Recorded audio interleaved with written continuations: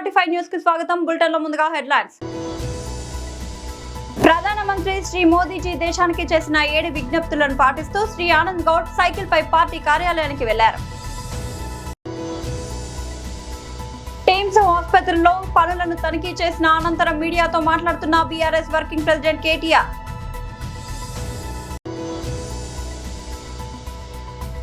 అనకాపల్లి జిల్లా అధ్యక్షులు మరియు మాజీ మంత్రి శ్రీ గుడివాడ అమర్నాథ్ ప్రెస్ మీట్.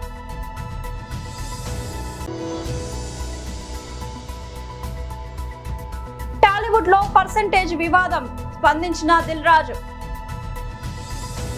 ప్రధానమంత్రి శ్రీ మోదీజీ దేశానికి చేసిన 7 విజ్ఞప్తులను పాటిస్తూ శ్రీ ఆనంద్ గౌడ్ గారు సైకిల్ పై పార్టీ కార్యాలయానికి వెళ్లారు. నరేంద్ర మోడీ గారి నాయకత్వం వర్ధిల్లాలి.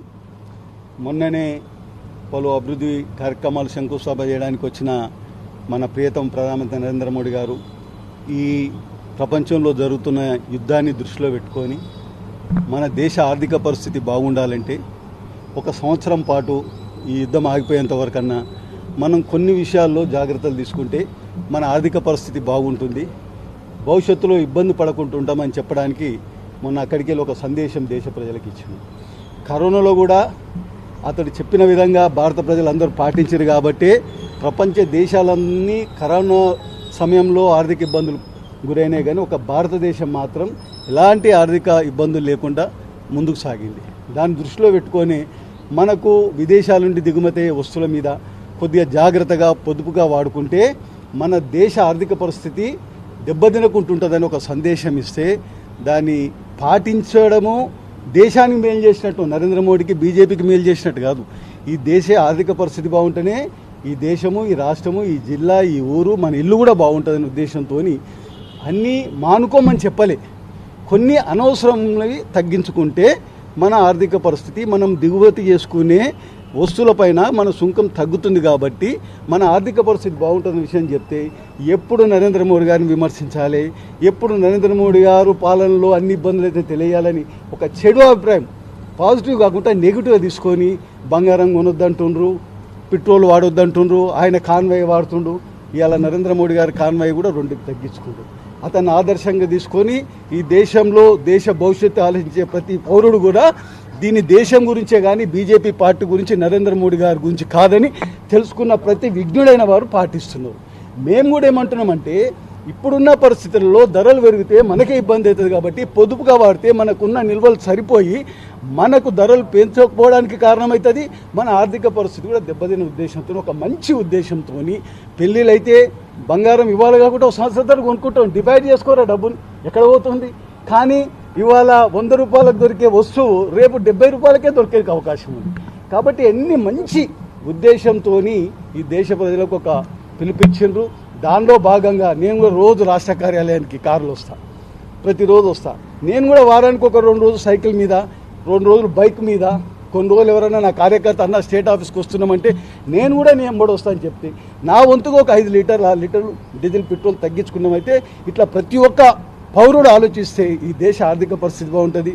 ఆర్థిక పరిస్థితి బాగున్నప్పుడే మనము మన ఇల్లు బాగుంటుంది. కాబట్టి దృష్టిలో పెట్టుకొని మనమందరం కూడా ఈరోజు మన నాయకులు, మా ఓబీసీ నాయకులు కూడా వారానికి ఒక రోజు మీరు ఎక్కడైనా పోయేది ఉంటే 2 ఫ్రెండ్స్ కలిసి, 2 కార్యకర్తలు కలిసి, ఎక్కడైనా 4 కలిసిపోయేది ఉంటే ఒకే కారులో పోయి ఇలా మన ఎంతో ప్రయత్నం మనం చేస్తే ఈ దేశాన్ని ఆర్థికంగా బలపరిచిన వారైతాం, దేశాన్ని అభివృద్ధిలో తీసుకుపోవడానికి మనం కూడా భాగస్వామ్యం అవుతాం. కాబట్టి నరేంద్ర మోడీ గారి పిలుపుని అనుసరించి అందరం కూడా ఇది పాటించాలని, దేశ ప్రజలకు ముఖ్యంగా మన మేలు కోరి చెప్తున్నాడు. కాబట్టి దీన్ని మంచిగా లోతుగా ఆలోచించి మంచి అభిప్రాయం కాబట్టి మీరందరూ పాటించాలని కోరుకుంటున్నాను. భారత్ మాతాకి జై. టీమ్స్ ఆసుపత్రిలో పనులను తనిఖీ చేసిన అనంతరం మీడియాతో మాట్లాడుతున్న బీఆర్ఎస్ వర్కింగ్ ప్రెసిడెంట్ కేటీఆర్. సేవలు అందాలి, పల్లెల్లో ఉన్నా పట్టణంలో ఉన్నా ఎక్కడ ఉన్నా పేదవారికి, వారి ఆరోగ్యానికి పూర్తి స్థాయి భద్రత ఉండాలి అనే ఆలోచనతో మరి కేసీఆర్ గారి నాయకత్వంలో రాష్ట్ర వ్యాప్తంగా విస్తృతమైన వైద్య సేవలని అందుబాటులోకి తీసుకొచ్చే క్రమంలో హైదరాబాద్ మహానగరంలో ఎక్కడైతే 1,20,00,000 మంది ప్రజలు నివాసం ఉంటున్నారో అందులో ముఖ్యంగా పేద మధ్యతరగతి, దిగువ మధ్యతరగతి ప్రజల కోసం ఆలోచన చేసి ఒకనాడు హైదరాబాద్ అంటే గాంధీ, ఉస్మానియా లేదంటే నిమ్స్, ఈ 3 మాత్రమే. హైదరాబాద్ అంటే గాంధీ, లేకపోతే ఉస్మానియా, లేకపోతే నిమ్స్. కానీ అట్లా కాదు.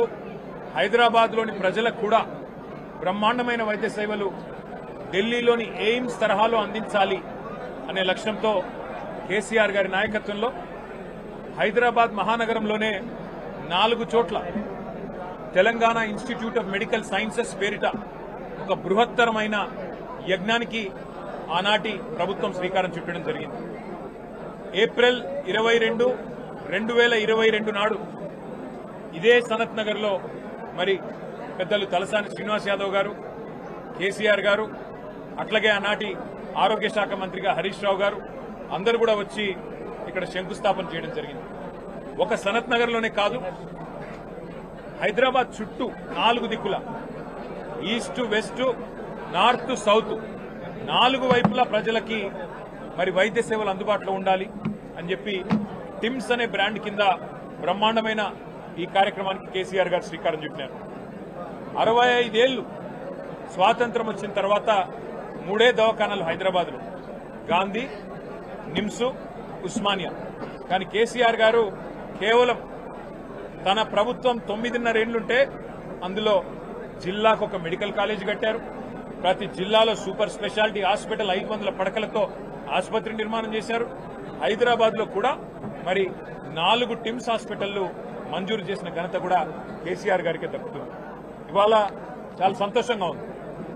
ఈ టిమ్స్ సనత్ నగర్ ఓపీ సేవలు ప్రారంభమైనాయంటే మా సూపరింటెండెంట్ గారిని అడిగి మరి మేము కూడా చూస్తాము ఎట్లా జరుగుతా ఉంది. ఇది మా నాయకుడి విజన్, మా నాయకుడి కళ. హైదరాబాద్ లో మెరుగైన వైద్య సేవలు అందించాలనేది. 350 బస్తీ దవాఖానాలు పెట్టాము, ప్రైమరీ డిస్పెన్సరీ కేంద్రాలు. అట్లాగే అద్భుతమైన సేవలు అందించడానికి టిమ్స్ పెట్టాము. ఎట్లా పనిచేస్తున్నాయో చూడడానికి వస్తామంటే వారు చాలా విశాల హృదయంతో మమ్మల్ని అందరిని ఆహ్వానించినందుకు వారికి కూడా ధన్యవాదాలు. అనకాపల్లి జిల్లా అధ్యక్షులు మరియు మాజీ మంత్రి శ్రీ గుడివాడ అమర్నాథ్ ప్రెస్ మీట్. వాడుకుంటున్నటువంటి తీరుని, ప్రజలకు చెప్తున్నటువంటి విషయాల్ని, చూపిస్తున్నటువంటి విషయాల్ని, వాటి వాస్తవాల్ని ప్రజల ముందు పెట్టాలన్నటువంటి ఉద్దేశంతో ఈరోజు మీ ముందుకు రావడం జరిగింది. సహజంగా చంద్రబాబు నాయుడు గారు ఎప్పటికప్పుడు ప్రజలకు కానీ వారి పార్టీ నాయకులు కానీ చెప్పేటువంటి మాట ఏంటంటే ప్రతి సంక్షోభాన్ని నుంచి ఒక అవకాశాన్ని వెతుక్కోవాలనేటువంటిది చంద్రబాబు నాయుడు గారు సహజంగా చెప్పేటువంటి మాట. అది రాజకీయాల్లోనైనా లేకపోతే వ్యాపారాల్లోనైనా సహజంగా వారు చెప్పేటువంటి వారి విధానం అది. అలాగే ఇప్పుడు దేశంలో నెలకొన్నటువంటి పరిస్థితులు,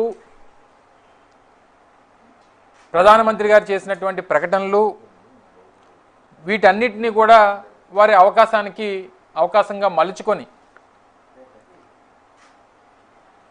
ఏదో రాష్ట్రం తాలూకా ఖజానాని కాపాడుతున్నట్టుగా,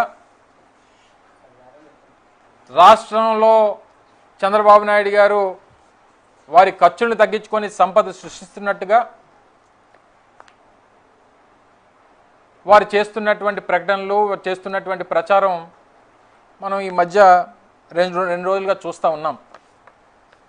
నిన్న కేబినెట్ సమావేశం అయింది. కేబినెట్ సమావేశం అయినప్పుడు కేబినెట్లో సహజంగా ఏం ప్రెస్ అది ఉండదు కాబట్టి కేబినెట్ సమావేశాల్లో మాట్లాడినటువంటి మాటలని చంద్రబాబు నాయుడు గారు సహజంగా వారికి ఉన్నటువంటి మీడియా ద్వారా లీకులు ఇవ్వడం, లేదా విషయాల్ని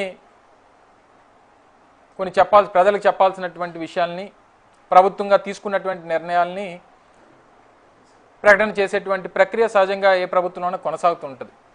అందులో భాగంగా నిన్న వారు ఏం చెప్పారంటే ప్రభుత్వ పెద్దలు అంటే ముఖ్యమంత్రి గారి దగ్గర నుంచి, ముఖ్యమంత్రి గారి తర్వాత ఉన్నటువంటి ఉప ముఖ్యమంత్రి గారి దగ్గర నుంచి, కేబినెట్ మంత్రుల దగ్గర నుంచి మా తాలూకా ఖర్చుల్ని తగ్గించిపోతున్నాం, స్పెషల్ ఫ్లైట్లో తిరిగేటువంటి కార్యక్రమాలు లేదా మా కాన్వాయిల్లో ఉన్నటువంటి వాహనాలు కుదించడం కానీ ఇలా రకరకాలైనటువంటి విషయాలన్నీ కూడా మేము చర్చించుకున్నాం. తద్వారా బోల్డ్ అంత డబ్బు ఈ రాష్ట్రానికి మిగులుతుంది. తద్వారా ఈ రాష్ట్రానికి మేము ఏదో మంచి చేస్తున్నాం అనేటువంటి విషయాన్ని చెప్పేటువంటి కార్యక్రమం నిన్నంతా కూడా మనం చూసాం. ఎగ్జిబిటర్లు నిర్మాతల మధ్య కొనసాగుతున్న పర్సెంటేజీ విధానం వివాదంపై ప్రముఖ సినీ నిర్మాత దిల్ రాజు స్పందించారు. ఈ సమస్యపై చర్చించి పరిష్కరించుకున్నామని తెలిపారు. ఎగ్జిబిటర్లు నిర్మాతల మధ్య ఫిలిం ఛాంబర్లో సమావేశం జరిగిందని పర్సెంటేజ్ విధానంపై చర్చించామని అన్నారు. ఎగ్జిబిటర్లు కోరుతున్న పర్సెంటేజ్ విధానానికి నిర్మాతలు అభ్యంతరం చెప్పడం లేదని తెలిపారు. పర్సెంటేజీ విధానానికి సంబంధించి ఒక కమిటీని ఏర్పాటు చేశామని దిల్ రాజు అన్నారు. ఏబీసీ ఇలా ఆయా సెంటర్లలో థియేటర్ను బట్టి పర్సెంటేజ్ని కమిటీ నిర్ణయిస్తుందని వెల్లడించారు. రామ్ చరణ్ హీరోగా తెరకెక్కిన పెద్ద చిత్రం జూన్ 4న ఆరోగ్యకరమైన వాతావరణంలోనే విడుదలవుతుందని పేర్కొన్నారు. ఆ విషయంలో ఎలాంటి సందేహం అక్కర్లేదని అన్నారు. మల్టీప్లెక్స్ లో ఉన్నట్లే సింగిల్ స్క్రీన్లలో కూడా పర్సెంటేజ్ విధానం కావాలని, దీనికి అంగీకరించిన సినిమాలను ప్రదర్శిస్తామని తెలంగాణ ఎగ్జిబిటర్లు ఇటీవల ప్రకటించిన విషయం తెలిసిందే. అయితే పర్సెంటేజీ విధానంతో తమకు నష్టం కలుగుతుందని నిర్మాతలు ఆందోళన వ్యక్తం చేస్తున్నారు. త్వరలో విడుదల కానున్న పెద్ద సినిమాను లక్ష్యంగా చేసుకుని ఈ డిమాండ్ తెరపైకి తెచ్చారని ఆరోపించారు. ఈ క్రమంలో పెద్ద సినిమా ఆరోగ్యకర వాతావరణంలో విడుదలవుతుందని దిల్ రాజు హామీ ఇచ్చారు. పాలకొల్లు నియోజకవర్గంలోని గ్రామాన వేసవిలో ఉపాధి హామీ పనులు చేస్తున్న శ్రామికులకు మజ్జిగ పంపిణీ కార్యక్రమం కొనసాగుతుంది. మంత్రి నిమ్మల రామనాయుడు ప్రతిరోజు ఔదార్యంతో మజ్జిగ అందజేయాలని కూటమి పార్టీ శ్రేణులకు ఇచ్చిన పిలుపుతో ప్రతి గ్రామంలో గత 15 రోజులుగా దాతల సహకారంతో కొనసాగుతుంది. మన్నుటెండలో గ్రామాల్లో పనిచేస్తున్న శ్రామికులు మజ్జిగతో దాహం తీర్చుకుంటూ ఆనందపడుతున్నారు. ఈ సందర్భంగా శ్రామికులు రామనాయుడుకు కృతజ్ఞతలు వ్యక్తం చేస్తున్నారు.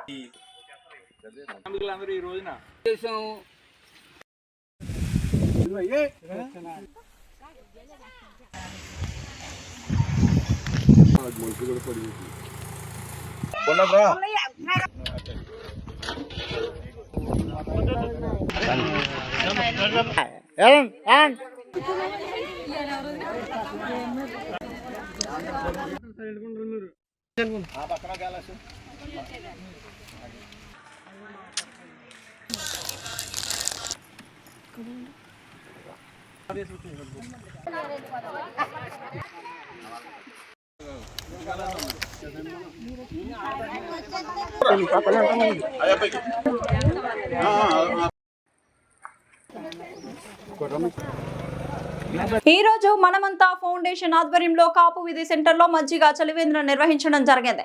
మనమంతా ఫౌండేషన్ ఫౌండర్ వేలూరు చేతన్ గారు మాట్లాడుతూ, ఫౌండేషన్ ఆధ్వర్యంలో ప్రజలకు ఎప్పుడు దగ్గరగా ఉండాలనే ఆలోచన, ప్రజలకు సేవ చేయాలనే ఆలోచనతో ఎన్నో సేవలు, హార్ట్ ఆపరేషన్స్, బ్రెయిన్ ఆపరేషన్ వంటి ఎన్నో కుటుంబాలకు అండగా ఉండడం కూడా జరిగింది. ఈ ఫౌండేషన్ కి వేలూరు హరగోపాల్ గారి ఆలోచన స్ఫూర్తిగా తీసుకొని ప్రజలకు మంచి చేయాలని ఈ ఫౌండేషన్ ను స్థాపించడం జరిగిందని వేలూరు చేతన్ గారు చెప్పారు. ఈ కార్యక్రమంలో ముఖ్య అతిథులుగా ఆనం ఏసీ సుబ్బారెడ్డి పాల్గొనడం జరిగింది. ఈ కార్యక్రమంలో వేలూరు కిరణ్ గారు, వెంకటేష్, వినీఫ్, గణేష్, శివ, జైన్ సోదరులు, ఫౌండేషన్ టీం, స్థానికులు పెద్ద ఎత్తున వచ్చి మజ్జిగ చలివేంద్రంలో పాల్గొనడం జరిగింది. ఈరోజు స్థానిక కాపు వీధి మిత్రమండలి ఆధ్వర్యంలో నెల్లూరు పట్టణంలో రాజకీయానికి, వస్త్ర వాణిజ్య, సువర్ణ వ్యాపారాలకు కేంద్ర నిలయమై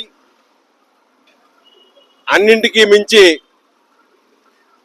ప్రజలకి అందుబాటులో ఉండేటటువంటి సరుకులు ఏవైనా సరే దొరికేటటువంటి ప్రాంతం కాపు వీధి. కాపు వీధి అని చెప్పగానే ఏ వర్గం వారికైనా సరే గుర్తొచ్చేది, నెల్లూరు అనంగానే గుర్తొచ్చేది కాపు వీధి ప్రాంతం. కారణం, అన్ని వర్గాల వారికి ఇది గుండెకాయ వంటిది. అనాదిగా ప్రతి ఒక్కరికి, నెల్లూరుకే కాకుండా పట్టణ ప్రాంతం వాళ్ళకే కాకుండా నెల్లూరు జిల్లా వాసులందరికీ కూడా కాపు వీధి అనంగానే నెల్లూరు పట్టణం గుర్తు వస్తుంది. అటువంటి పట్టణం నడి ఒడ్డులో మనమంతా ఫౌండేషన్ పేరుతో ప్రజాసేవకు చేయి కలుపుదాం. అవసరాలలో ఉన్న ప్రజానీకానికి మనం ఆపన్న హస్తం అందిస్తాం అనేటటువంటి మహత్తరమైనటువంటి ఉద్దేశంతో నిండా 25 సంవత్సరాలు కూడా నిండనటువంటి యువకుడు, పట్టణానికి ఎంతో సుపరిచితుడైనటువంటి ఒకప్పటి మాజీ కార్పొరేటర్ అరిగెల వారి మనవడు అరగోపాల్ గారి మనవడు వేలూరి చైతన్య లలిత్ కుమార్ గారు ఒక సదుద్దేశంతో ఇప్పటికి 25 మందికి వైద్య ఖర్చుల నిమిత్తం తన సొంత నిధులతో వారిని ఆదుకొని ముందుకు వెళుతున్నటువంటి సందర్భం. ప్రతి ఒక్క యువకుడికి కూడా తను చేసేటటువంటి ఈ కార్యక్రమం స్ఫూర్తిదాయకం కావాలి అని మాత్రం మనస్ఫూర్తిగా కోరుకుంటూ ఉన్నాను. తన సంకల్పం ఎంత గొప్పగా ఉందయ్యా అంటే, నిన్నటి నుంచి కాస్త వాతావరణం చల్లబడింది. ఏమిటబ్బా ఇది చల్లబడినప్పుడు చలివేంద్రం, మజ్జిగ చలివేంద్రం అంటున్నాడే అని అనుకున్నాను నేను. కానీ ప్రకృతి మళ్ళా తన సేవా కార్యక్రమాల్ని ముందుకు తీసుకువెళ్ళాలి అనే విధంగా ఆ సూర్య భగవానుడు మళ్ళా భగభగమంటూ ప్రకాశిస్తూ ఉన్నాడు.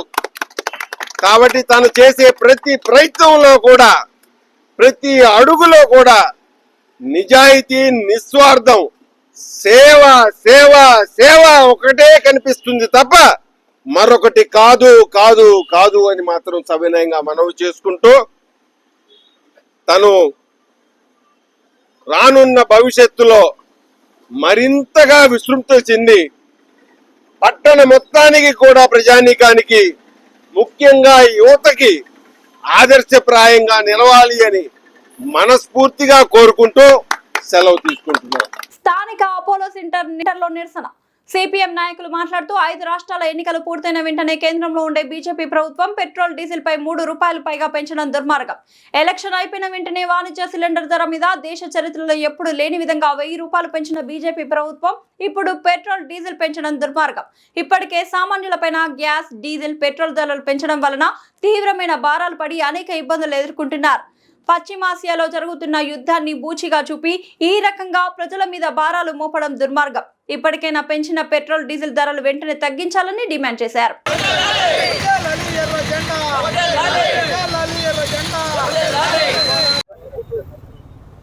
మిత్రులారా,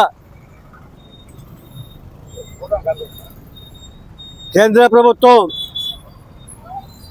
పెట్రోల్ పైన అట్లాగే డీజిల్ పైన ధరలు పెంచుతూ నిర్ణయం తీసుకుంది. ఇప్పటికే గ్యాస్ పైన ధరలు పెంచింది. గ్యాస్, పెట్రోల్, డీజిల్ ధరలు పెంచి విపరీతమైన భారాలని ప్రజలపైన వేసింది. ఒకవైపున ఇన్ని రకాల సంక్షోభాలు వచ్చినా కానీ మన విశ్వగురు పాలనలో, మన భారతదేశంలో ఏ విధంగా ధరలు పెరగవు, మొత్తం స్థిరంగా ఉంటాయని చెప్పేసి బాగా ఊతూ ఉన్నా కానీ ఈరోజు ఉన్న పరంగా అన్ని 5 రాష్ట్రాలు ఎన్నికలు అయిపోయిన తర్వాత కేంద్ర ప్రభుత్వం పెట్రోల్ ధరలు పెంచుతూ, డీజిల్ ధరలు పెంచుతూ నిర్ణయం తీసుకోవడం జరిగింది. ఈ యొక్క ధరల యొక్క ప్రభావం ప్రజలపైన ఇప్పటికే అనేక రకాలుగా ట్రాన్స్పోర్ట్ ధరలు పెరిగాయి, నిత్యావసర వస్తువుల ధరలు పెరిగాయి. అదేవిధంగా అన్ని రకాల వస్తువుల యొక్క ధరలు పెరిగి ప్రజలపైన భారాలు పడితే ఈ యొక్క భారాలు మరింతగా ఇబ్బంది పడే పరిస్థితికి వచ్చింది. తక్షణమే పెంచిన పెట్రోల్, డీజిల్ ధరలు వెంటనే వెనక్కి తీసుకోవాలని, రద్దు చేయాలని సిపిఎం పార్టీగా డిమాండ్ చేస్తా ఉన్నాం. ఆ విధంగా తగ్గించిన పక్షంలో ఈ యొక్క ఆందోళన మరింత ఉధృతం చేస్తామని తెలియజేస్తా ఉన్నాం. బులెటిన్ ముగించే ముందు హెడ్లైన్స్ మరోసారి. ప్రధానమంత్రి శ్రీ మోదీజీ దేశానికి చేసిన 7 విజ్ఞప్తులను పాటిస్తూ శ్రీ ఆనంద్ గౌడ్ సైకిల్ పై పార్టీ కార్యాలయానికి వెళ్లారు. టీమ్స్ ఆసుపత్రిలో పనులను తనిఖీ చేసిన అనంతరం మీడియాతో మాట్లాడుతున్న BRS working president KTR.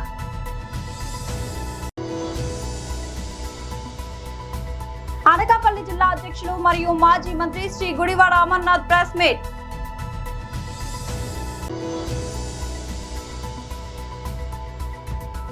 Bollywood లో పర్సెంటేజ్ వివాదం స్పందించిన దిల్ రాజు. ఇది ఇవాల్టి బులెటిన్ అప్డేట్. మరొక బులెటిన్ లో మళ్ళీ కలుద్దాం. అంతవరకు సెలవు.